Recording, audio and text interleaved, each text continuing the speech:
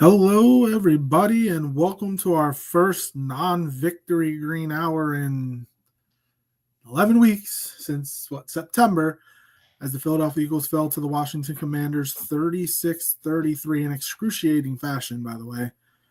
There were some good, a lot of bad, and a lot of ugly in this game as the Eagles fall to 12-3 and the Commanders improve to 10-5. I'm your host, LG Harrell, and as always, I'm joined by my co-host, Connor Donald. Connor, what's up, bud?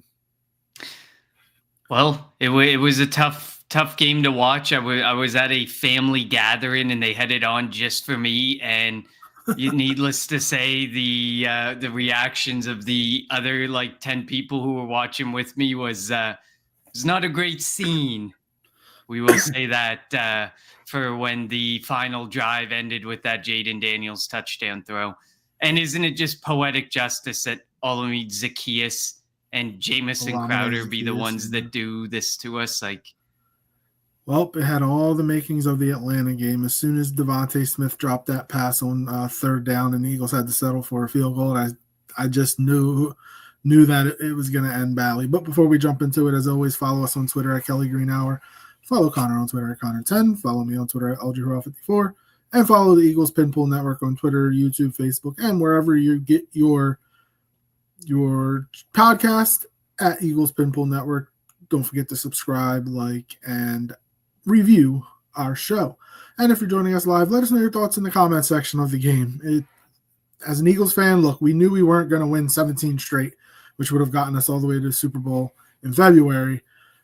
It's just a shame that the Eagles lost this game in the fashion in which they lost it. They shot themselves in the foot.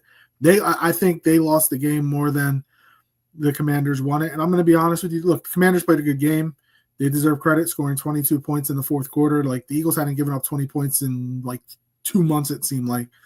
But it felt like this was the Commanders' Super Bowl. The Commanders did a lot of talking throughout the week. Brian Thomas Jr., Cliff Kingsbury, a lot of Commanders did talking, and it felt like that, they did everything in their power to win this game. This was their Super Bowl. The Eagles were still, and technically still are, but it's like a very slim chance, 5% chance, fighting for the number 1 seed. But now, all they have to do is just win one game. They win the East. They clinch the number 2 seed. And if they win this week against the Dallas Cowboys, then they can use Week 18 if they want to as their bye week. But this game, Jalen Hurts played 12 plays. They scored a touchdown on their first drive with him. Saquon Barkley scored it. Then he got hit, legal or not, helmet to helmet or not. He was out again, and it's so weird. It feels like the concussion protocol. I think Lane Johnson last week was in concussion protocol. He only sat out for 2 plays and came back in. It seemed like Jalen Hurts was ready to come back into the game. He went into the blue medical tent, came out, had his helmet on, was ready to go, and then they told him to go to the locker room. So, I mean, I don't want to say anything was fishy there, but I do think that if Jalen Hurts would have played, the outcome may have been different. And look, I get it. Besides CJ being thrown out, which that was another conundrum in its own, because the fact that he got a personal foul penalty when he got his helmet hit, that was a BS penalty, and we still don't know what happened with the second one. So the fact that happened, that's a different scenario, different circumstances.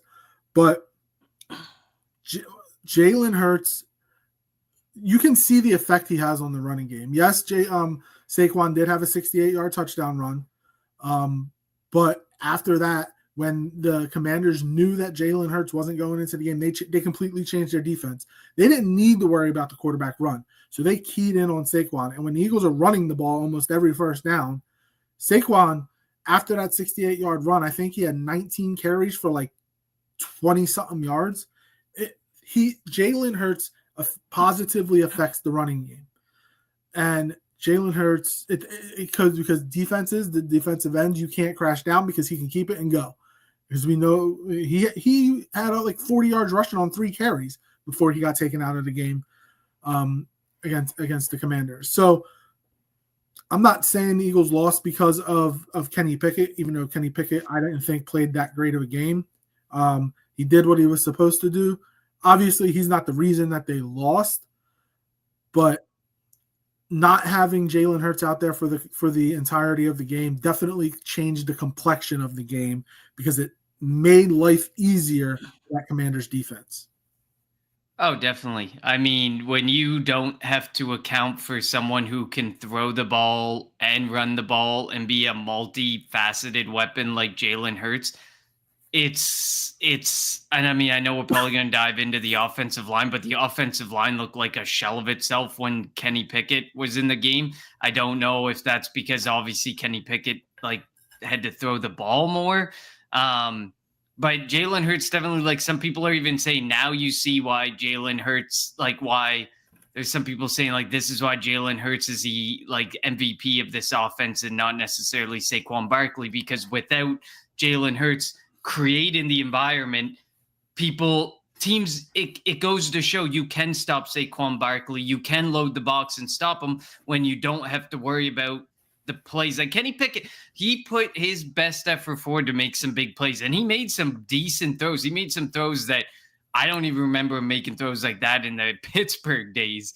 So, I mean, but still, it was really frustrating. And like you said, we can go on and on about the refs. We can go on and on. There was so much that went wrong in that game that is outside of the refs' control, that we had every bit to control and weren't able to control and weren't able to win. It's just so easy to fall back on the referees in a moment like that where it's a 36-33 game. But that shouldn't be where the fallback goes. So I agree with you on the CJGJ thing. That's the first time I think I've ever seen a flag thrown and given to the guy who was just talking. Whatever he must have said must have been the worst thing that referee has ever heard in his NFL reffing career. And that's where referees cannot allow their personal feelings or personal emotions to come into it. Like we're never going to know what CJGJ said. But the ref said he was taunting, but to sit there and think that everyone else doesn't taunt when they're jawing? That was the second one that he said he was taunting on the second one. The first one, all he was doing is talking, and the guy from the Commanders hit his helmet off. Like he didn't throw a punch, but he kind of stiff armed his helmet off. So again, like if anything, it should have been offsetting penalties there. And like I said, at the end of the third quarter, going into the fourth quarter, they showed nothing of what CJGJ did, what CJGJ may have said. So again, we're never going to know. The pool reporter that talked to the referee, his answers were BS. Like they made zero sense. But also CJGJ also needs to realize like he is such an important, integral part of the defense. Once he went out, you saw the communication issue, the communication breakdown in the secondary. Tristan McCollum sucks. He was so bad on the 4th and 11 play in which Jayden Daniels ran. Like he went and tackled his own teammate instead of tackling, instead of tackling Jayden Daniels. On the touchdown, I think it was either him or Reed, but whatever. Zach Baun was a man. He was stuck in the middle. He had Crowder or he had Zacchaeus. And he had to pick one. It was feast or famine.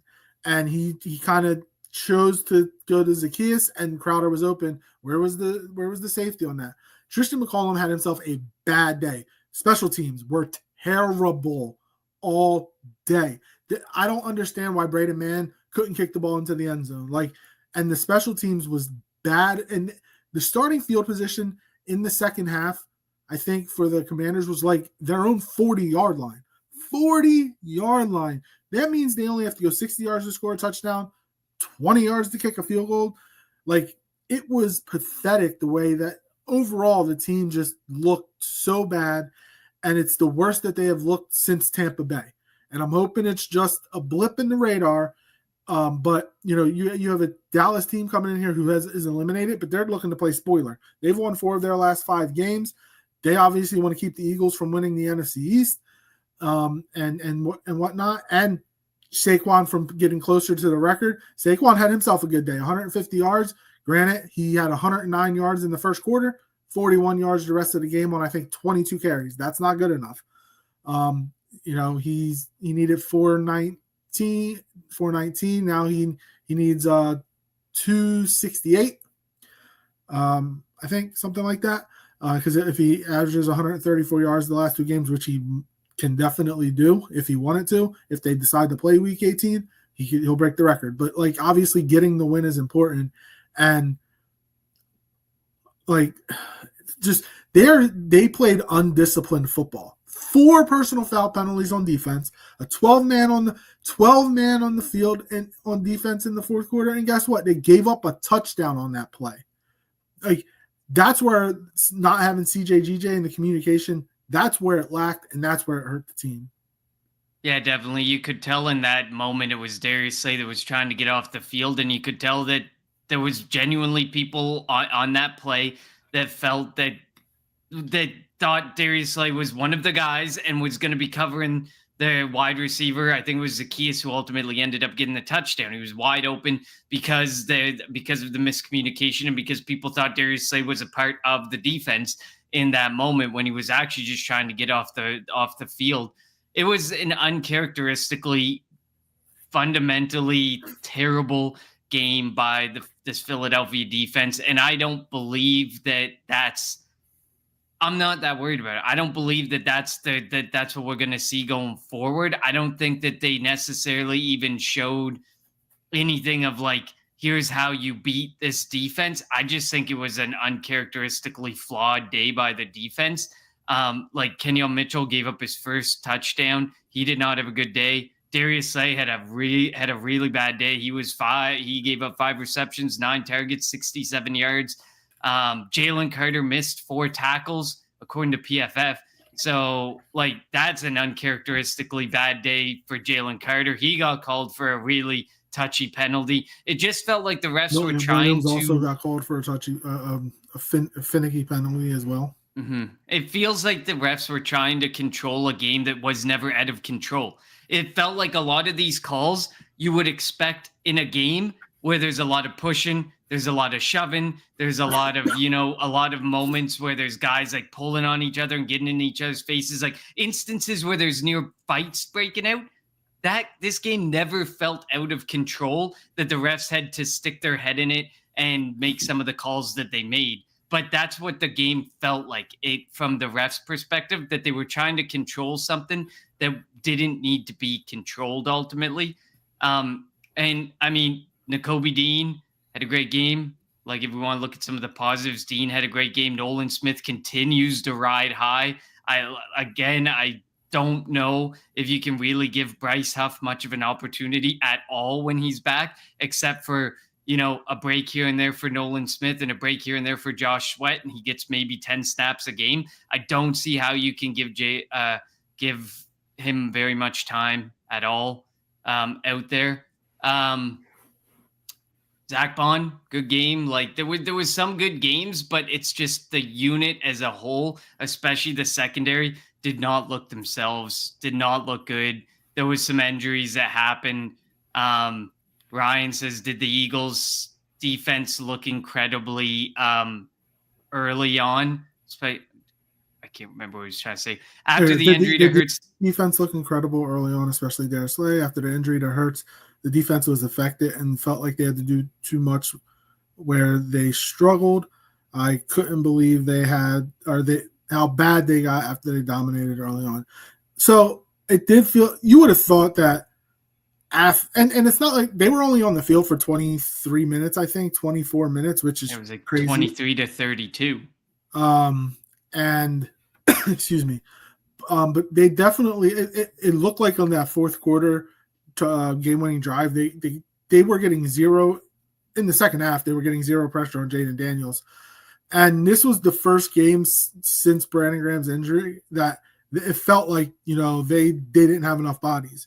Josh Sweat was in and out because of an ankle. We're probably going to see Bryce Huff this week, but this was the first week since the BG injury that they didn't have enough bodies.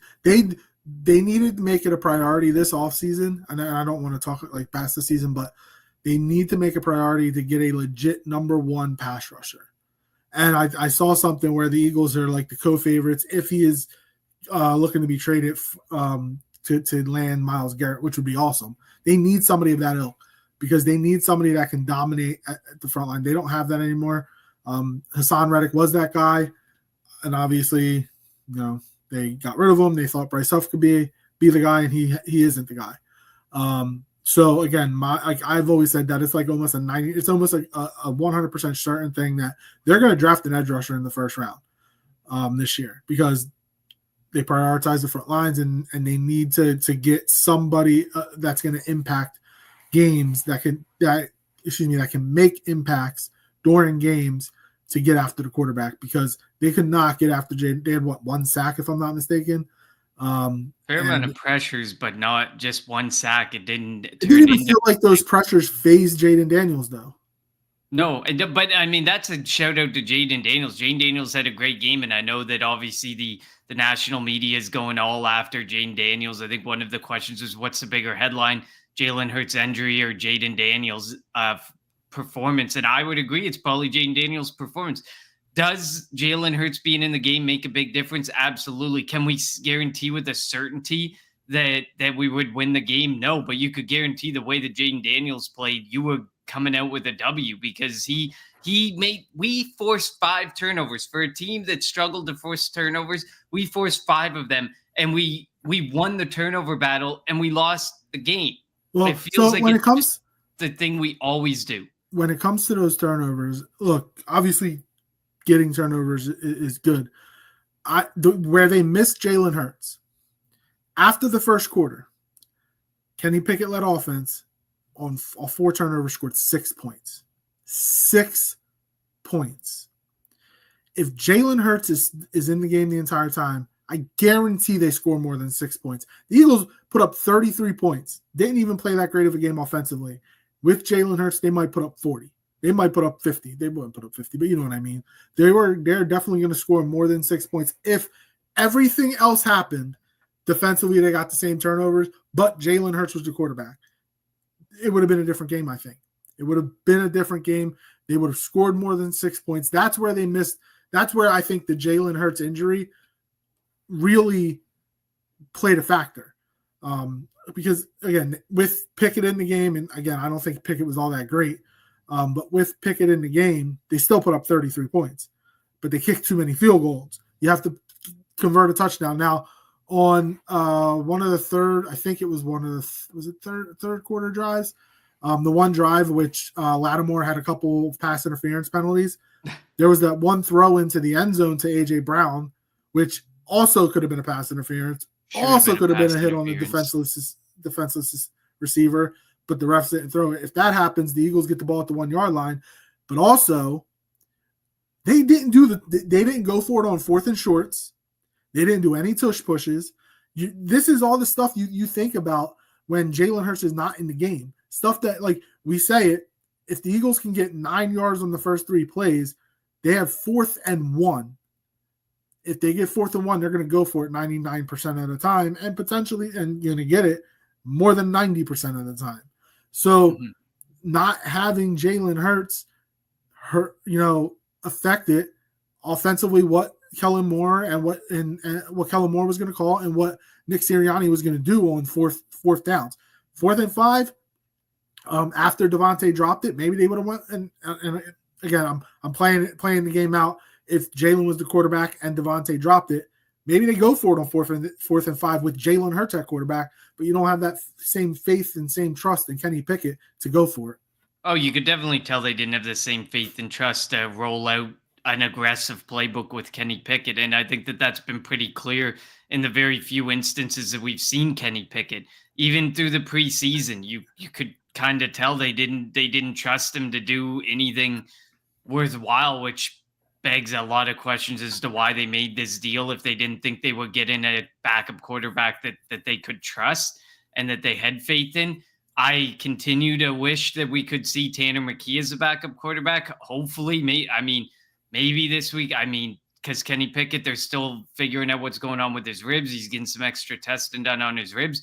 Maybe we see Tanner McKee. I mean, I would like to see Tanner McKee, so maybe we can move on from Kenny Pickett, because you can see now why Kenny Pickett's no longer a starter in this league. Wasn't very good, even though, the offensive coordinator wasn't very good at the time in Pittsburgh. You can definitely see why maybe that offensive coordinator couldn't do a whole lot with Kenny Pickett either. But I will say one thing though. They kept trying to call Jalen Hurts plays minus the RPO. They even called the RPO, but there was really no run option for the quarterback. He was going to hand it off to Saquon no matter what, which is weird because Kenny Pickett in college, he could run with the football. I think the Eagles made a mistake of not changing up the offense at all. Go under center more, be able to run play action, hand the ball off to Saquon with a full head of steam. Because when you don't have Jalen back there in the shotgun or the pistol, and you're going to try to run with them, you could see it all day. They kept keying in on Saquon, and he would lose 3-4 yards at a time. I think with the most Eagles, I've seen him hit in that backfield.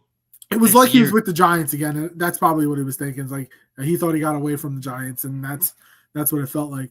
I do think that the Eagles probably should have prioritized a backup quarterback that's similar to Jalen Hurts. Again, we thought we had it with Marcus Mariota, but he really couldn't throw the football. He could run it really well, but that's pretty much it.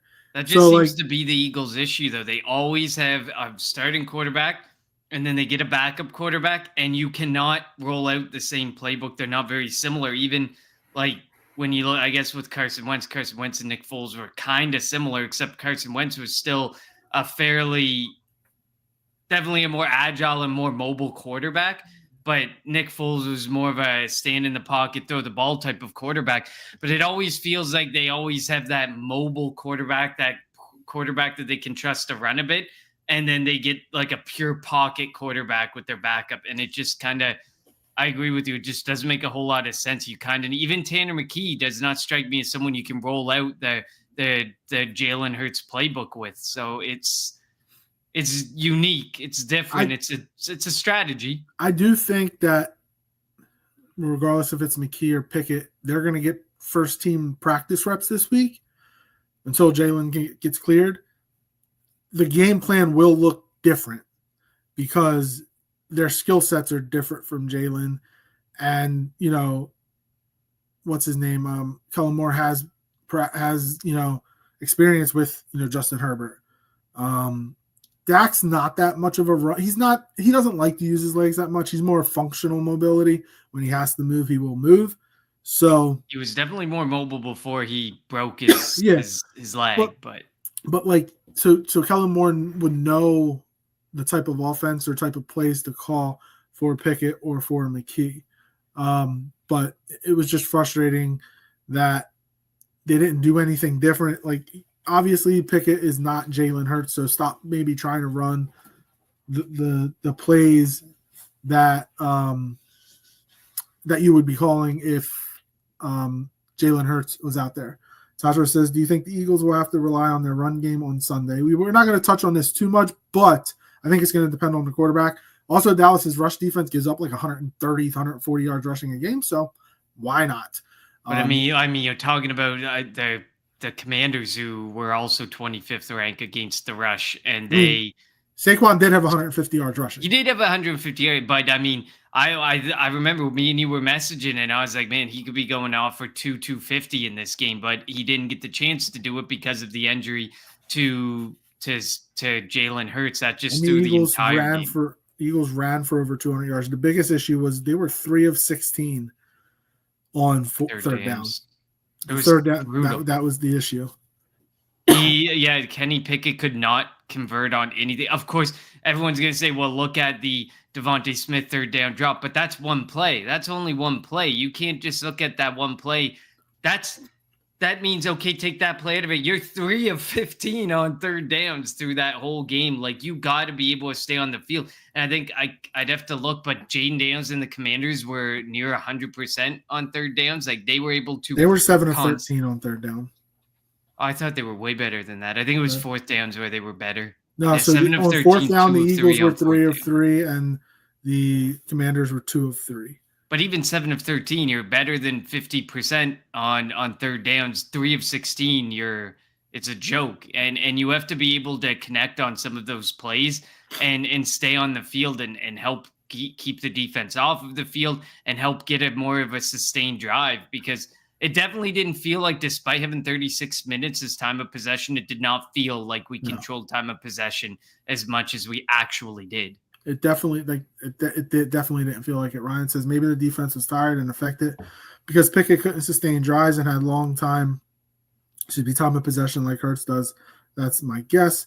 Maybe they don't have stamina and durability to be on the field long. They better not be the case or excuse. Well, again, the Commanders did have the ball for only 23, 24 minutes, but it did feel like their drives when they did have it were like it had all the feels of the Atlanta game, and it was so frustrating. So frustrating. Like when you look at it, 36 minutes we were time of possession, 23 for them. They still ran 64 plays. We ran 71. Like they definitely went up. They went up tempo when they were down 21-7 or 20, whatever it was. They definitely and that's what they're good at, and that's what Jayden Daniels good at. Once you get a team on their heels and just going backwards, he can take advantage of you and he can eat you alive that way. And I mean, it's actually impressive when you think about Jalen Hurts being without AJ Brown, and then you see Jayden Daniels, who pretty much gave the majority of his offense to Olamide Zaccheaus and Jamison Crowder. Like, that's super impressive that he's able to use those. And I get it, Zaccheaus was wide open on a play where everyone thought that Darius Slay was a player on the field when he was actually a 12th man trying to get off the field. But still, he still got 4 of his touchdowns going to Jamison Crowder and going to Olamide Zaccheaus. And Jalen Hurts, without A.J. Brown, can't find any of his secondary wide receivers whatsoever. I found that really interesting in the contrast that you could see there. Looking at the stats, the Eagles had 3 players catch balls. Kenny Gainwell had 1 catch, and then the rest was Devontae and A.J. Brown. The Commanders had 9. 9 different receivers catch the football. Like, they don't even look at Jahan Dotson. Like, what was the point of that trade? Jahan Dotson is just out there running cardio all day. They look at nobody but A.J. Brown. And I get it. A.J. Brown and Devontae Smith are really good. Like, even Saquon had a couple of targets. And I know that was more of a pass breakup than it was a drop, but the ball was also thrown short. Like, if Kenny Pickett leads him, that's a touchdown for Saquon. But he underthrew him, so he had to stop, try to come back, and allow Bobby Wagner to break up the pass. So that wasn't a great throw by Kenny Pickett. Obviously Saquon, it was in his hand. Saquon should have caught it, but you get what you get when Kenny Pickett's in the game. Ryan says, I'm worried that mobile quarterbacks. They had 3 receivers over 50 yards. De'Ami Brown, Olamide Zaccheaus, and Terry McLaurin. Like, that's crazy. Terry McLaurin, you expect that. But then to hear those other 2 names is wild. Ryan says, I'm worried that mobile quarterbacks will beat up on the Eagles' defense in the playoffs. We saw how the defense was defending a mobile quarterback in Daniels. Well, looking in the NFC, Jared Goff's not mobile. Sam Darnold's not mobble. Jordan Love is questionably mobile. We know Jayden Daniels is mobile. Baker Mayfield, functionally mobile. Kind of like Dak, yeah, functionally. If he needs to get it with his feet, he'll get Michael Penix Jr., I don't think he's looking to run. I'm trying to think who else. Matt Stafford, no. That's pretty much it. When you go over to the AFC, which would only be a Super Bowl matchup, Josh Allen, Lamar Jackson, Patrick Mahomes, who fakes injuries every week and then comes down and runs. Lamar Jackson. Like, we've shown we can. He also didn't run. Remember what he said at the end of the game? He didn't run a whole lot. Just like Jayden Daniels in the first, because he was battling a rib injury. He didn't run in the first game. He had 7 carries for 18 yards or whatever in the first matchup. This one he had 9 for 81. So I'm just like, look again, the AFC. Allen, Mahomes, Jackson. Most of these players I'm about to say won't make the Super Bowl, but Mo Nix can run the football. Just trying to quickly think who else in the Justin Herbert's got functional mobility. He's not one that's going to run, but he's got functional Russell mobility. Wilson can run. Russell if Wilson needed. can run. They can also bring in Justin Fields, who will run. CJ Stroud is CJ Stroud can if he needs to, but he doesn't like to. So, like, that's where, like, most of the running quarterbacks are over in the AFC. There's only maybe 2 or 3 in the NFC, and it could potentially be a first-round matchup. Jayden Daniels coming to the link. I think he's going to be a different story, but that's something that we will potentially talk about in 3 weeks. We had a shot at Daniel Jones, who ran for 700 yards a few years ago. Jones can run a Hurts style. Daniel Jones wanted to go to a place that he could potentially start down the road. He would never start in Philly.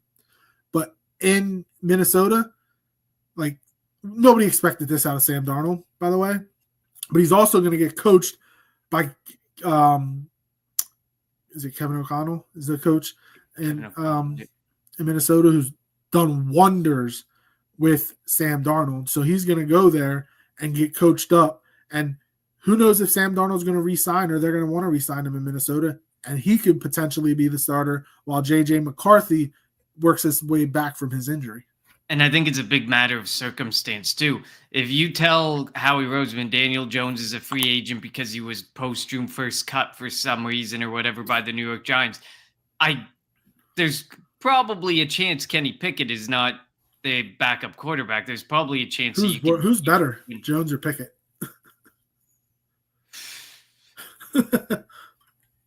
I mean, it's tough. I mean, it's your backup quarterback at the end of the day. And in Ryan's defense of his statement, he is trying to find a quarterback that has you can run a similar style of offense, which I agree with Daniel Jones. You can definitely run that offense more easily, the Jalen Hurts offense more easy with Jones than you can with Kenny Pickett. But I mean, ultimately that never happened. But if Jones was free, it's all about circumstance. If Jones was available, which he was not in the offseason, or if he was cut in the offseason, it could be a very different thing that we're discussing, because of course Howie's going to probably prefer to sign a free agent versus waste draft capital like he ended up having to do on Kenny Pickett. I say waste like it was a wasteful trade, and I mean it's debatable, but it's one of the more questionable moves of the offseason now, especially now that we've gotten to see Kenny Pickett a couple times.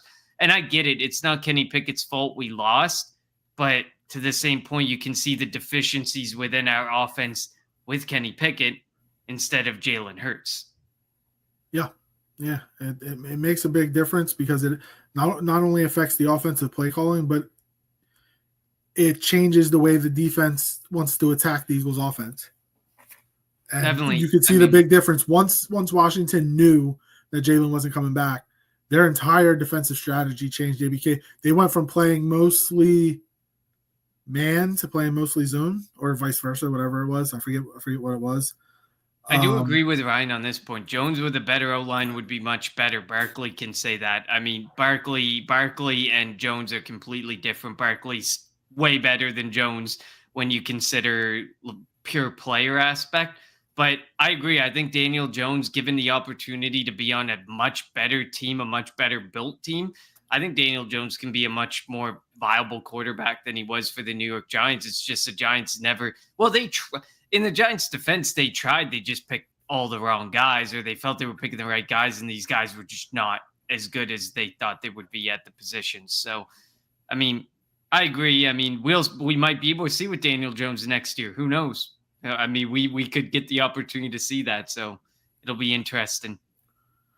Yeah, it will be. It's just so frustrating that the Eagles lost the way that they lost when – they could have clinched the NFC East. They could have still kept pace with the Vikings and the Lions for the number 1 seed. Now they're all but assured to the number 2 seed, assuming they can win one. All they have to do is win one of their last 2 games. I don't know. It was just the way they lost. And as soon as and I think I mentioned this earlier, as soon as Devontae dropped that pass, I looked around and I said, this is Atlanta all over again. And that's exactly what happened. And look, winning 10 games in a row is like obviously a franchise record. It's hard to happen. Winning 11 games is even harder. and they weren't going to win 17 in a row. So they were eventually going to lose. It's just unfortunate that they lost in the manner that they lost, especially being up 21-7 and then only scoring, over 100 yards rushing for Saquon in the first quarter, and then only scoring 12 points the rest of the game. And defense giving up 22 fourth quarter points. That I couldn't believe. 22 fourth quarter points. That was outrageous. Yeah, the circumstance of it all is definitely what hurts the most. You can look back at the refs. You can look back at, Jalen Hurts going down. But the entire circumstance of it all is just, it was heartbreaking. It was so brutal to watch. I mean, it's this is one of those games you wish you could have backed, but we talked about it. There was no way we were winning out the rest of this. As much as it felt like we could do it, we weren't winning out the rest of this, especially when in that stretch of games you played your divisional opponents 6 times. You played every divisional opponent twice in this stretch of time, and to think that you're going to go and be 6-0 against divisional opponents, first of all, is one thing that is a crazy assumption. But to the same point, we didn't think it. Every week we came on here and we were counting our blessings that the streak was, I think probably from 4 or 5 in a row, we were like, thank goodness. And every week we were like, we're probably not going to win this out. We showed it in our predictions. We continued to predict, I've lost a lot because I predicted that, that the Eagles would lose.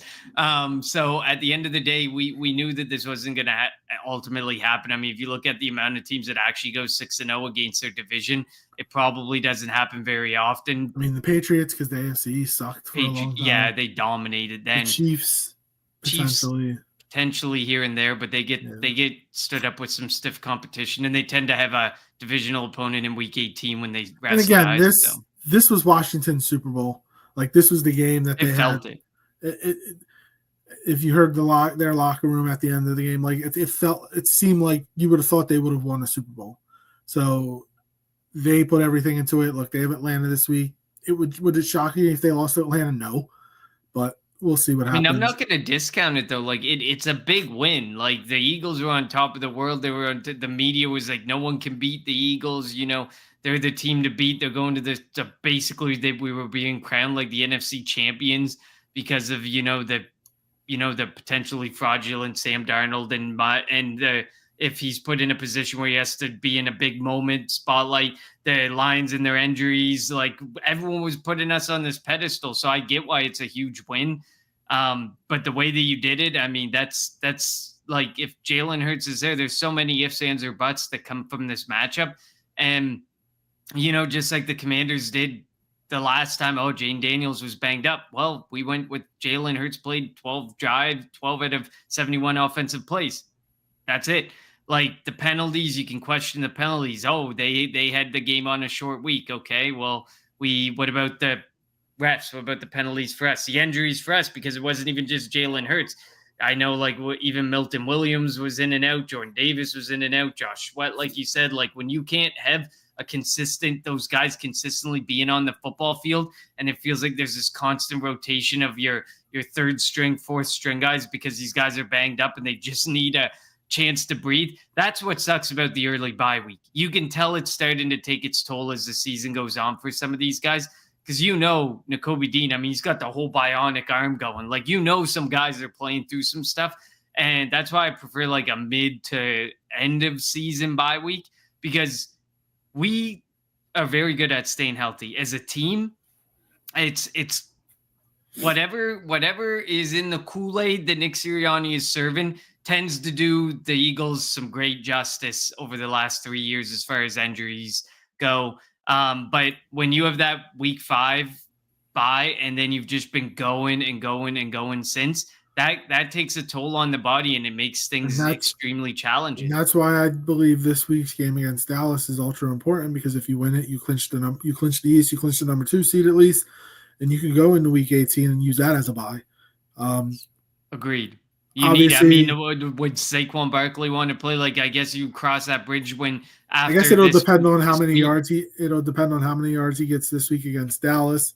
But even then, what's of utmost importance is not having any injuries against that. We saw what happened last year when AJ Brown got hurt in a meaningless game, and then you didn't have him against Tampa, and your offense was, besides Devontae, your offense did nothing in that playoff game against Tampa last year, excuse me. So definitely going to be some.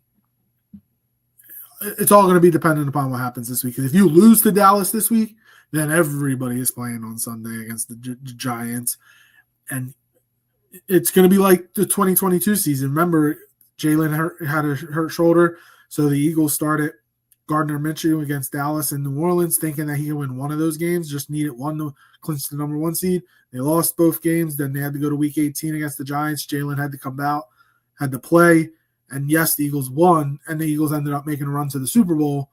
But it shouldn't have come down to that. Jalen shouldn't have had to play that Week 18 game, but he had to. Michael Mitchell, thanks for joining us.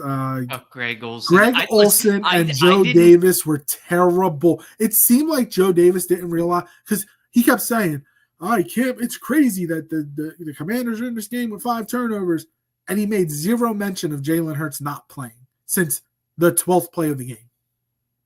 Yeah, I mean, so I was at a family gathering, so I didn't get, the whole what was being said. But then after the fact, seeing the comments and seeing some of this stuff, you tune into a national broadcast for a fair look at the game for both sides. If you want to be in on a Washington favored broadcast, you tune into your local Washington broadcast. You want the Philly broadcast, you tune into your local NBC Philly showing of the Philadelphia Eagles game, and you go. Well, they don't do that. It has to be the radio. It's not like it's baseball. Yeah, no, and sometimes you get some of the stations that, like TV stations that run it like in some locals, but like. You tune into these broadcasts, and I get it. There's some favoritism, like, Chris Collinsworth with Patrick Mahomes. They're like he absolutely drools for Patrick Mahomes. But like, you try to tune in to get a fair and balanced take on the game. And from even just watching the highlights for like 15 minutes worth of highlights, you can tell there is absolutely every bit of favoritism was directed towards the Commanders, and like they wanted the Eagles to lose. And you don't want to. It made me happy that I didn't have sound on and that I couldn't hear what was going on at the end. And then Greg Olsen doubled down and was defending the way. Yeah, he was on X today, doubling down on the comments that he made and saying what he said. Also, guess what, Eagles fans? Guess who we have this week on the broadcast? Joe Davis and Greg Olsen, because the game got moved from 4:25 to 1. Glad I'll be at the game and don't have to listen to it. I'm sure I'll be doing something with family where I don't have to hear the sound either. But Michael Mitchell says Jake Elliott missed field goal. He was 4-5. He did miss the 56-yarder. But he finally hit a 50-yard. He did hit a 50-yarder. So thank goodness. Yeah. So apparently, that was at the end of the first half, and then he went out at warm-ups at the second half and hit like a 58-yarder in the same direction. At least that 56-yarder was straight. He just didn't have enough leg into it. But the special teams all around, like Elliott was 4-5, missed the 56-yarder. Why is Braden Mann our kickoff guy, by the way? Like, I still don't understand why they took Elliott off. The first kickoff, he didn't even land it into the landing zone. That was pathetic. It was just, and again, the starting field position for Washington. Then on the last drive, they started it like past the 40, so they had a short field. It was just, Sidney Brown had a penalty on that because he left early. Like, it was just Michael Clay, who has been pretty good over the last couple of years, had his worst game of at least 2 years yesterday. Yeah, and Braden Mann, like, he hasn't been terrible up until this point. He hasn't been like a kicker, like a genuine kicker who bombs the ball every time. But you can tell maybe that the season is wearing on Braden Mann. He is a punter. This is not a guy who is a guy who's going to kick off, call it, 6-7 times in a game, times that by 17 games in an entire season. Braden Mann's leg might not be built to be a kickoff guy from week 1 all the way through. And I mean, we talked about it because it was talked about on Twitter a bit a while ago. Could it be that the struggles of Jake Elliott stem from the fact that he's no longer getting to kick the ball as hard as he wants on kickoffs and getting to kick the ball all that much? Like, I get that maybe you're trying to save the leg and trying to save injury, but I mean, Jake Elliott has been the cornerstone kickoff kicker for 3-4 years prior to this. Why did this year have to be such a different thing and such a change? Like, I hope it's something that Michael Clay sits back and genuinely takes a look at, because I think this game definitely brings to mind, like, this guy's a punter. He doesn't necessarily have the leg to bomb a ball I do 60, wonder, 70, 80 yards. I do on wonder every if because kickoff. it was so cold and the footballs are so hard when it's cold, because I don't think the Redskins kicker kicked it into the end zone either. Their coverage unit was just a hell of a lot better than the Eagles coverage unit. So that could potentially have an effect. We'll see what happens next week. It's supposed to be warmer, 40s, 50s, maybe rain. So it should be warmer. So we'll see where if Mann's able to kick the ball into the end zone, because that could be an effect. Which, though, playoff time, if you're playing at the Link, you're outside, it's going to be cold. You learn how to kick the ball far. Like, Yeah, you definitely have to. That's Like, I like how you said Redskins there. Like, we're Did I trying say to Redskins? shift. We're trying to shift the debate on bringing the Redskins name back. I don't even remember what I said. I'm just still frustrated. Like, it's crazy. We're 12 says yup. I don't know if he's saying that because he typed it while we were talking about Greg Olsen and having a non-biased national broadcast, or if it was a Jake Elliott missed field goal. But I guess yup to either one definitely makes sense as well. So it's just like we haven't lost in like 2-3 months, and I hate that losing feeling. The Eagles, we're not mentally ready for that. The outcome of the Eagles games always is how my week's gonna go, and it's Christmas week, and I just don't give a crap about Christmas on Wednesday. I don't care. The Eagles lost Sunday. Like, we can cancel Christmas for all I care.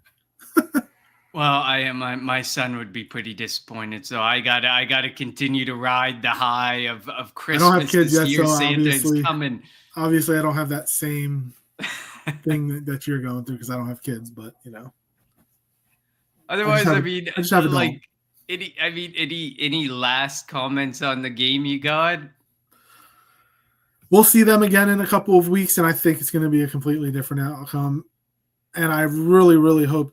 I know that, like, coming out of concussion protocol, you typically miss the next game. Now, Zach Ertz played. We thought he was going to miss this past game, but he played after a concussion last week. I really, really hope that Jaylen is good to play this week, because I don't know if Kenny Pickett can beat Dallas. I think Tanner McKee is better than Pickett, so I think if it's not Hurts, it should be McKee, but they're going to start Pickett, and I think it's going to be a mistake, and I think Pickett's going to lose to Dallas this week. So I hope Jaylen is fine.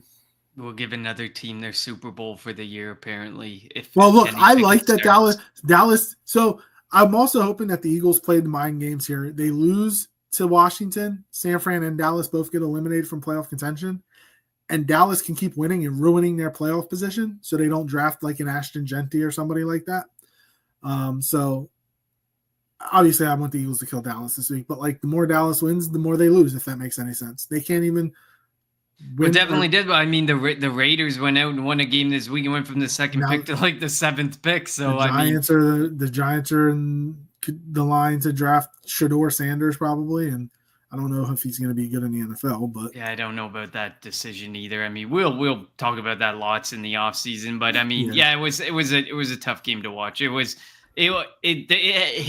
had its highs and it definitely had its lows, and then you hit the low of low in the final like 10 seconds of the game. It was the worst way to lose. It was the opposite of the first game, because Washington led for 50 minutes in that game, and the Eagles won with a couple big runs by Saquon in the fourth quarter. The Eagles led for the majority of this game, and Washington comes back in the fourth quarter to win. So I hope that the defense gets it right, and I think they will. I'm not that worried about it. I think it's a loss. We're gonna come out stronger from it. And we have our focus on the playoffs. We have our focus on, you can tell some of them are really focused on Super Bowl. They want that Super Bowl so bad, and they know they're a team that can definitely do it. Let's win the East. They need to win it this week so that we can use week 18 as a bye week, because I don't foresee Green Bay, or excuse me, I don't foresee Detroit and Minnesota both losing this week. We would need them both to lose this week before they play next week. I just want the NFC East at this point. The chance of the 1 seed is just it's over. It's 5%. Not even worth looking at. But Justin says that was a classic old school Eagles letdown game. It's like all of history just flooded right back in that one game. You genuinely do forget about weeks 1, 2, 3, and 4 when you ride that 10-game win streak and that high that we've been riding. You forget about the letdowns and all the disappointment that sometimes happens with this Eagles team. So. Yeah, that's why I said Atlanta. Like I mentioned Atlanta, as soon as Devontae dropped the ball, I was like, oh, God, they're going to lose this game, aren't they? And, of course, they did. Now, on that touchdown pass, that was a blatant false start. That obviously didn't get called. But, the refs were terrible, too. Not blaming the refs that we lost. We lost because we sucked on defense. But the refs were And you awful. already know Commanders fans are pulling the Lane Johnson tape because people love to say Lane Johnson. Lane Johnson has it timed. Lane Johnson sometimes might time the count spot on. This was a clear, this guy. And then Greg Olsen trying to defend that it was a good no call, bro. It was a legit false start, like legit jumped early. So I don't want to hear it. The broadcast you didn't make it a point in the broadcast where there was actually a slowed down highlight of it because you thought it was a good no call. You don't highlight that. So Justin Smith says, also, we all need to appreciate Jaylen. I've been critical of him too, but without him, we are screwed. There's no faith in him. I've always been appreciative of Jaylen. Like, even there were a bunch of people saying, and I'm going to call you out, Ryan, so I apologize, saying that you needed to see him throw for 250 yards or 230 to 240 yards and complete, and whatnot. I didn't need to see that because I knew he had it in him, that if Saquon was going to get shut down, that he can go and throw the football, which he approved against the Steelers. I've always had faith in Jaylen, and Jaylen is our best option at quarterback. So, like, he just wins games. Like, he is a stone cold winner. So definitely 100%. Not having him in the game affected the offense, which affected the defense because it felt like they thought they had to play a perfect game in order to win the game, and that obviously didn't happen. No, I agree with you. We've definitely been critical on this show, but we've always really stood behind Jalen Hurts and felt like the offense was built a certain way. The players that were brought in, the people around him are all there for a specific reason, and it's all in support of Jalen Hurts and making him better. Even if the weapons all around him, everyone's like, all these other quarterbacks in the NFL wish they had these weapons. Well, then maybe you should go and get a Howie Roseman because he just knows how to build a team and build a roster. And he would have done this. He would have tried to build this team like this no matter who the quarterback is, because you're always looking to build your best team possible. But of course, like Saquon Barkley, like getting that key, offensive weapon, it's vitally important to have a good running game. And Howie knew that he had to suck it up and he had to finally put some money where his mouth was at the running back position. And it definitely has paid off for both Saquon Barkley and Jalen Hurts. By the way, we didn't even talk about Saquon Barkley's attempted pass attempt. That was just pathetic as well. But Washington deserves credit for not falling for it. And I'm glad he didn't throw it and turn it over. If you had a quarterback back there, that play, Devontae Smith gets that in the back corner of the end zone, and it's a touchdown. And that's the quarterback, yeah. Like, you can't expect Saquon to make that throw because if he would have lobbed it up into the back corner of the end zone, it's a touchdown. But I'm just glad he didn't throw it into trouble and throw an interception. All right, 36-33. Washington defeats the Eagles. The Eagles are 12-3. Washington 10-5. If the Eagles win one of their final two games, their NFC East chance and clinch the number 2 seed. If the Eagles lose both and Washington wins both, Washington wins the division. Yes, I said it. It's unfortunate. But we'll see what happens. And the Eagles have the Dallas Cowboys this Sunday. The game was flexed from 4:25 to 1 p.m. We'll be back Friday, I think, to preview the game and give our predictions and keys to the game, players to watch and whatnot. As always, follow us on Twitter at Kelly Green Hour. Follow Connor on Twitter at Connor10. Follow me on Twitter at LJHurrell54. And follow the Eagles Pinpool Network on Twitter, YouTube, Facebook, and wherever you get your podcasts at Eagles Pinpool Network. We appreciate all the comments. And before we go, Wednesday is Christmas. Merry Christmas to everybody. We hope you enjoy the holidays with your families and enjoy football because Netflix will have 2 games on Christmas Day. Looking forward to some football on Christmas. Connor, I hope you and your family have a Merry Christmas. Hope you spoil your kids. Really do. Absolutely. Same to you. Same to you and yours. Thank you. For Connor, I'm LJ. Thank you all for tuning in to the Kelly Green Hour.